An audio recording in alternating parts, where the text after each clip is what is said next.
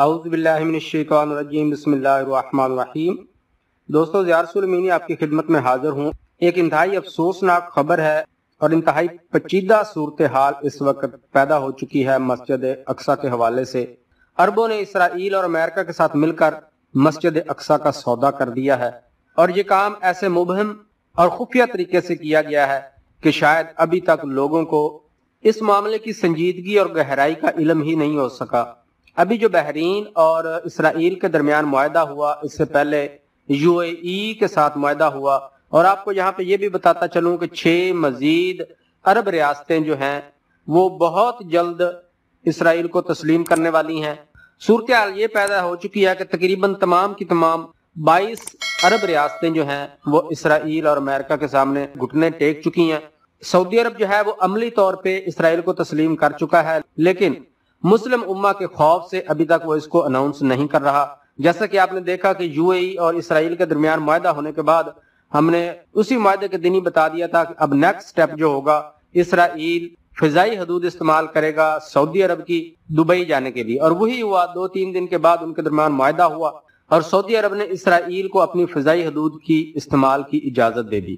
گو عملی طور پہ سعودی عرب بھی اسرائیل کو تسلیم کر چکا ہے، اور تمام معاہدوں میں جو برابر کا شریک ہوتا ہے، اور یہ مزید کوششیں کر رہے ہیں کہ باقی تمام کی تمام عرب ریاستیں جو ہیں وہ اسرائیل کو باقاعدہ طور پہ اعلانیہ تسلیم کریں، اور یہ سب کچھ یہ غدار عرب پاکستان اور ترکی کو گھٹنے ٹیکنے پر مجبور کرنے کے لیے کر رہے ہیں۔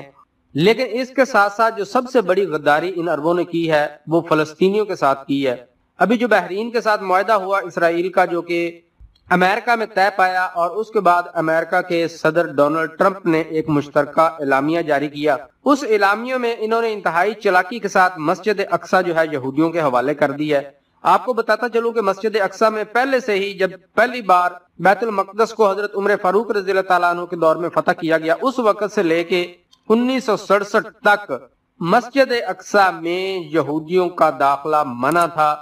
نہ صرف مسجد اقصیٰ کا جو اندرونی حصہ ہے، اندرونی عمارت ہے وہ، بلکہ اس کے باہر کا جو صحن ہے، جو کہ بہت بڑا صحن ہے، اس صحن میں بھی یہودیوں کا صرف داخلہ بھی منع تھا کہ وہ وہاں پر داخل بھی نہیں ہو سکتے، سوائے چند سالوں کے جب سلطان صلاح الدین ایوبی سے پہلے فلسطین جو ہے مسلمانوں کے ہاتھوں سے چھین لیا گیا تھا۔ ان چند سالوں کے علاوہ حضرت عمر فاروق رضی اللہ تعالیٰ عنہ کے دور سے لے کے 1967 تک یہودیوں کا مسجد اقصیٰ کے صحن میں بھی داخلہ منع تھا، اور اس کا سارا انتظام مسلمانوں کے حوالے تھا کہ وہ یہاں پہ عبادت بھی کر سکتے ہیں، اور اس مسجد کا تمام انتظام جو ہے مسلمانوں کے حوالے ہیں۔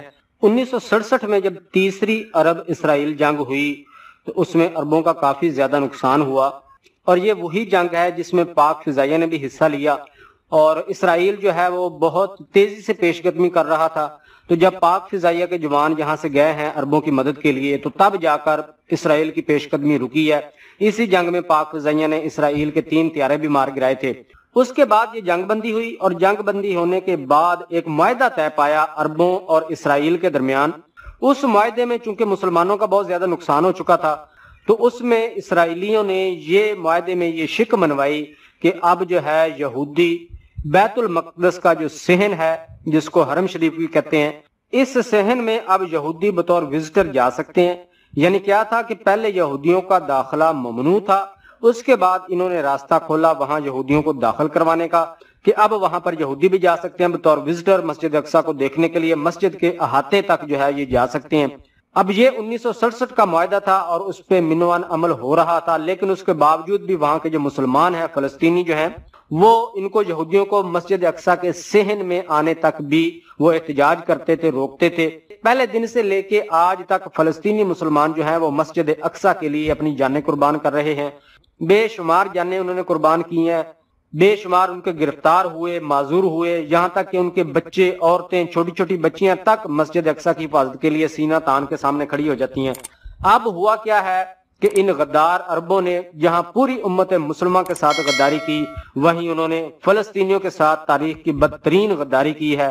اب یہ جو پیس معاہدہ ہوا ہے، امن معاہدہ جس کا نام دیا گیا ہے بحرین اور اسرائیل کے درمیان، اس میں انہوں نے جو اعلامیہ جاری کیا اس میں ایک بات بڑی خطرناک لکھی ہوئی ہے، اور اس کے تحت انہوں نے عربوں نے امریکہ کے ساتھ مل کر یہ سازش رچاتے ہوئے مسجد اقصیٰ समझ लो कि मुकम्मल तौर पर यहूदियों के हवाले कर दिया है। इसमें एक पैराग्राफ बड़ा इंपॉर्टेंट है, ये जो इलामिया जारी किया गया है, इसमें लिखा हुआ है all Muslims who come in peace में visit and pray at the Al Aqsa mosque and जेरूशलम्स other Holi sites will remain open for peaceful worshippers of all faiths.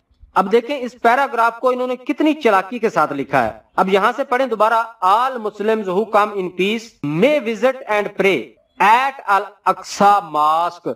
अब अगर इसी को दोबारा यहां से हम पढ़ें, the Al Aqsa mosque and जेरूशलम्स other Holi sites will remain open for peaceful worshippers of all faiths.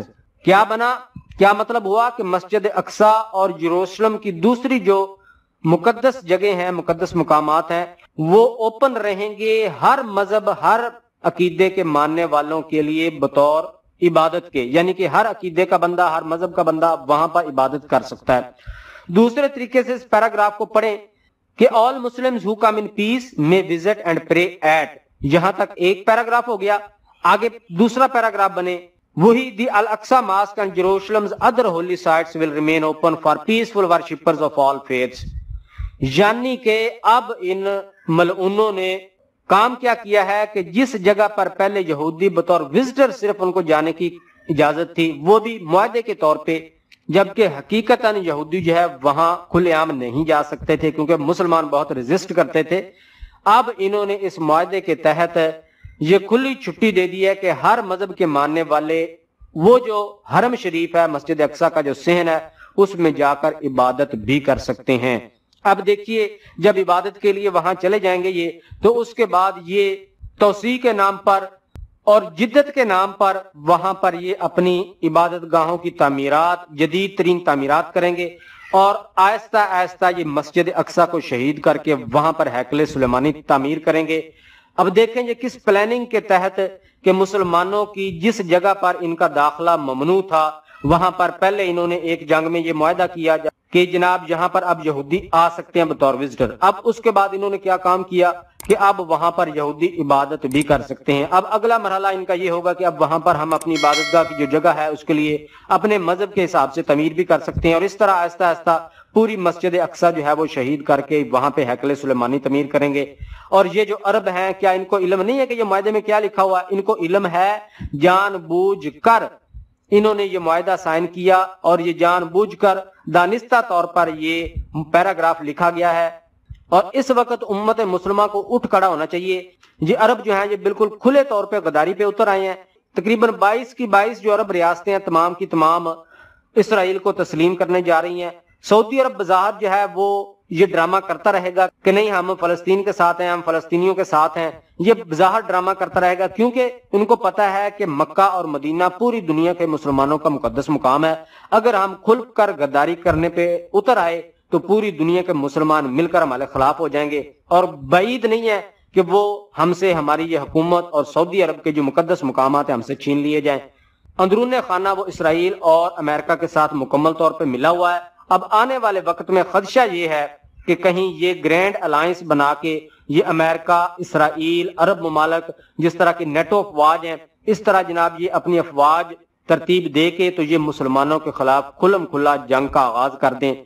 इस वक्त जरूरत इस अमर की है कि इस मामले को हर सतह पर हर बंदा इंडिविजुअली भी उठाए, फेसबुक पर, सोशल मीडिया, ट्विटर पर, हर जगह जो भी प्लेटफॉर्म आप यूज करते हैं इस मामले को उठाएं ताकि इस मामले की संगीनी की तरफ जो मुस्लिम उम्मा है उसकी तवज्जो मबजूल करवाई जाए और जो हक के रास्ते पर डटे हुए हैं उनको एक होकर अब इन गद्दारों और कुफार के सामने डट के खड़ा होना चाहिए। मुसलमानों की जो अवाम है, हर मुल्क की जितने भी मुसलमान ममालिक हैं, उनको चाहिए कि वो इस मामले को हर सतह पर उठाएं। वीडियो को ज्यादा से ज्यादा शेयर करें। तमाम मुसलमान दोस्तों को अस्सलाम वालेकुम रहमतुल्लाहि व बरकातुहू।